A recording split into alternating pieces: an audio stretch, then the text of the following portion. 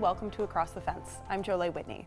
In addition to the performances, the Lane Series enables students and the general public to interact directly with performers through masterclasses, workshops, residencies, lectures, and receptions. The Lane Series is committed to a dual mission of cultural presentation, outreach, and education. Our guest has held the position of the director of the Lane Series since 2010. Natalie Newert, welcome. Thank you for having me. We're always happy to have you. It's great to see you again. And I'm excited to talk about all the acts you have lined up. It's always a fun mix of classical, some eclectic, even some jazz stuff. And seeing the series is definitely, it's something you should do more than once in your life. So I'm Absolutely. excited to jump into it. All right, so let's set the stage a little bit. Talk about the UVM Recital Hall on UVM's Redstone campus. It's an impeccable space for both kind of the intimate feel of a coffee shop and more of a raucous religious revival. But you also have an open seating policy, which is incredible. Can you talk about kind of the impetus behind that? Well, we've always had general admission seating. We just feel like the people who get there early should be rewarded by the seats they want. Early bird gets the worm. Early bird gets the worm, exactly. And we do have people show up very early, by the way. But, 300 seats, there's not a bad seat in the hall, to tell you the truth. I mean, really, you could get there whenever and sit in the back, and it's great. So it's just very intimate. The artist is right there. The acoustics are impeccable, as you said, and it's just the perfect size, I think, 300 seats. So the chance to see some of these really well-known artists that you would normally see in a much bigger hall, you can come to our hall and see them in a very intimate way. And you were saying before the show you've actually changed your ticketing process, so somebody who's maybe familiar with the Lane Series might have a different experience this time. Yeah, well, I will say that, everything in the world has gone to online ticketing. People your age love online ticketing. They're just as happy not to deal with a human. People my age maybe have a slightly harder time with that. So we are there to answer your phone calls. Our number 656-4455, very easy UVM number. And we're there from 10 to 3. We'll pick up the phone and we'll help you through the ticketing process. But that said, we have a new online ticketing system and it's very, very easy. I feel like anyone could do it. Now that I've set that bar, though, do feel free to call us. Yeah, absolutely. You're always on the other end of the phone. Yeah, right? Absolutely. Yeah, right. We really believe in customer service and knowing our customers, which we do. Yeah, and you want everyone who can go to go. So. Yeah, it's all about that. All right, so let's jump into the acts. We're kicking off with September 6th is your first one, and that's a Friday. And you're kicking it off with American singer-songwriter Iris DeMent. And unfortunately, at the time that this is airing, it's actually already sold out, which is great news for you guys. Yeah, it sold out fast, and we knew it would. We got word of Iris's tour coming through New England. I've been a fan for 25 years. She's just one of the greats, a poet of Americana. Very, very forthright, wonderful singer, kind of classic folky voice. But yes, if you don't have tickets, you're not going. So we knew that would happen. Sure, but that's exciting that you guys are already selling out tickets. Well, starting with a sellout is the best. Absolutely. And let's talk about you hinted at this a little bit. She's on tour. Let's talk about one of the cooler parts of your job, which is sourcing these acts. Can you tell me about that process? Well, I really like to see an artist live before I bring them to the hall, because the hall has some quirks. Like, for example, everything's really loud in the hall. So if a band is too loud, too electrified, it's not good. So I like to see the artists live, see that they can sort of control the level of their playing and that they have a lot of soft and loud dynamics in their playing, and that they're not auto-tuned when they sing, etc. So you can never really trust a recording. Iris, of course I was familiar with. I'd seen her many times. She's kind of an icon.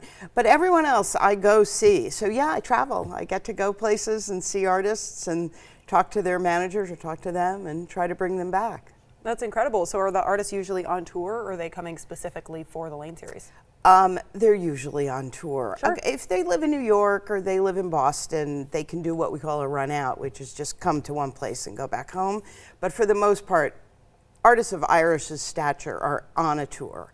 And the European artists, obviously, which we have quite a few of, they're on a tour. African artists, they're on a tour. All right, and let's jump into our next the next performance, which is on September 20th. And this is a Brazilian-born percussionist who works in jazz and world music. And so he actually creates a lot of the percussion instruments he plays, which is incredible.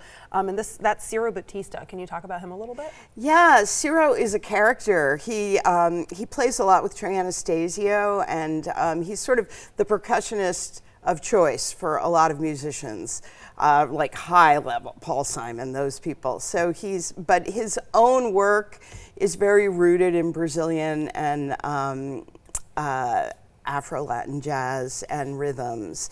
And he just brings a truckload full of instruments, everything from paint cans to classic Brazilian folk instruments. So it's just never a dull moment. It's visually very stimulating because you're seeing all that.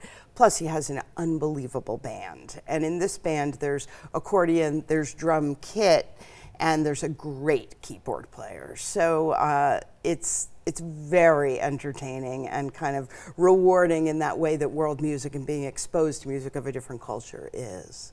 All right, and speaking of music of different cultures, our next one, which we jump into October now, and a mix of a Swedish singer and some maybe Quebecois folk roots, which is, of course, Skye, Consort, and Emma Bjorling. Is that right? Yeah. Nice. Okay. Perfect. I'm glad. What can you tell me about these performers? They met at a folk festival. I think their planes were delayed, so they just got together in the bar and started singing and playing, and immediately said we should form a band. It just was this kind of match made in heaven. Her beautiful, ethereal Swedish soprano and their kind of gutsy, rootsy folk sound. They're also early musicians, accomplished like Renaissance and Baroque musicians. So their work spans kind of a wide range, and it's a real intersection of different kinds of interests. Amazingly, the show is selling really well. I was hoping it would find its audience, and it seems to have. And one of the reasons, if you visit our website, watch the clips, because I think the minute people see what they do, it really speaks to your heart, this music. It's very, very gutsy. All right, let's jump into a pianist who's coming to play, Isata Kanneh-Mason. Can you tell me about them? Well, this is a huge privilege to present Isata Kanneh-Mason. She mostly plays with orchestra. She doesn't do that many recitals. She's British, English, born of Jamaican parents, who made a life in London and raised, actually I'm not sure it's London, but in England, and raised 7 children, all of whom are extraordinary musicians, including probably the best known one, other than Isata, is Sekou Kanneh-Mason, who was the young cellist who played at Harry and Meghan's royal wedding. So a heritage of experience. Yes, and again, look at our website. I put some clips of Isata playing classical piano, but then there's also clips of the whole family. So they're sort of a family band.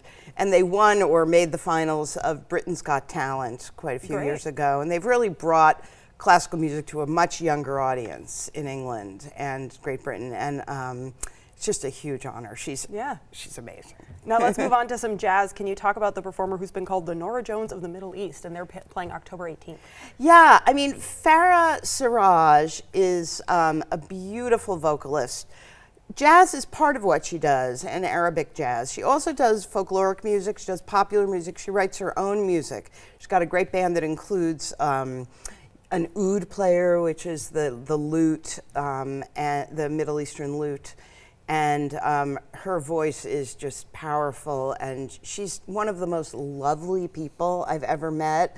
Like, you want to invite her home instantly. She's just a kind, warm person, and that kind of warm performer like Cyro Baptista, who can make the audience laugh and engage directly. That's what Farah is, and that's what our audience really likes. And that's part of the reason why I like to see people live. I like to see that engagement. We are doing a year celebrating jazz on the Lane series and at the UVM Music Department and the School of the Arts. So there's a lot of jazz. Sure. Yeah, and different kinds. And we're running low on time, but I want to make sure we get to all of these quickly. So can you tell me about Windsync? They're the last performance in October, is that right? Yeah, they're a very popular young wind ensemble. It's classical music. Not necessarily 18th or 19th century classical music, some contemporary classical music. And they're that classic wind quintet arrangement. So we don't do that much, and there aren't that many of them. So Wonderful. Yeah. And speaking of quintets, is Trio Behemo, it's a classical quintet as well, is that right? No, classical trio. Oh, that's it. That's it. But that's okay. They're a piano trio, so piano, violin, and cello. And oh my God, so good. The minute I heard them, I thought I have to bring them. They directly connect to each other. So there's like this, it's like they're speaking a language. It's the language is music, but it's almost like they're having conversation. So very accessible. Powerful to watch from the sounds of it. Powerful to watch. Beautiful. And they're Hungarian. And tell me about, this is a return performer, is that right? Helen Sung? Helen Sung has played at the Jazz Festival. She's actually never played on Lane. Yeah. Great. She's coming for a full week. She's going to work with our kids, our students, our jazz students. She's playing one set with the UVM Big Band. And so she'll have that big band sound with jazz piano, and then one set with a smaller ensemble of professional Vermont jazz musicians. So that's sort of classical, straight ahead, great piano jazz, if you like that sort of thing. All right, and now we go on to Trio Fadolin, or Fadolin, I should say? Yes, Fadolin. It's a brand new instrument, so it's okay not to know how to pronounce it. Perfect. There are a handful of people who play it, one of whom is Leova Zherbin, who has played on the Lane series before with his klezmer band. He's a violist. He switched, well, he plays, obviously still plays the viola. He also plays the Fadolin. It's a brand new instrument. It sort of falls between viola and cello, and it's 6 strings, so it really opens up.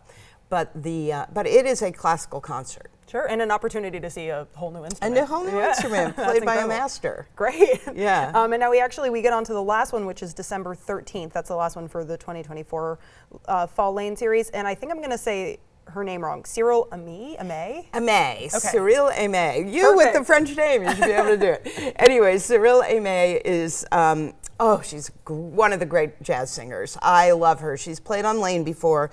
At that time, she was singing mostly hot club jazz. She's half Dominican and half French. So she sings in both Spanish, English, and French. And since then, she's become much more her own performer, not sort of derivative of another style. She does some straight ahead jazz. She's a great scat singer. She'll do the hot club stuff. She'll do the American songbook. She'll do original music. Sure. A lot to look forward to from her. Yeah, and she sells out a week in New York, at the hot jazz clubs. It's a real honor to have her. All right. Well, thank you so much for joining us today. Thank you. And if you're interested in getting tickets for the fall 2024 season, find out more about the Lane series, you can visit the website on your screen, uvm.edu/Lane series. And that wraps up another Across the Fence. I want to thank everyone at WCAX who makes this possible. I'm Jolie Whitney. Have a good one.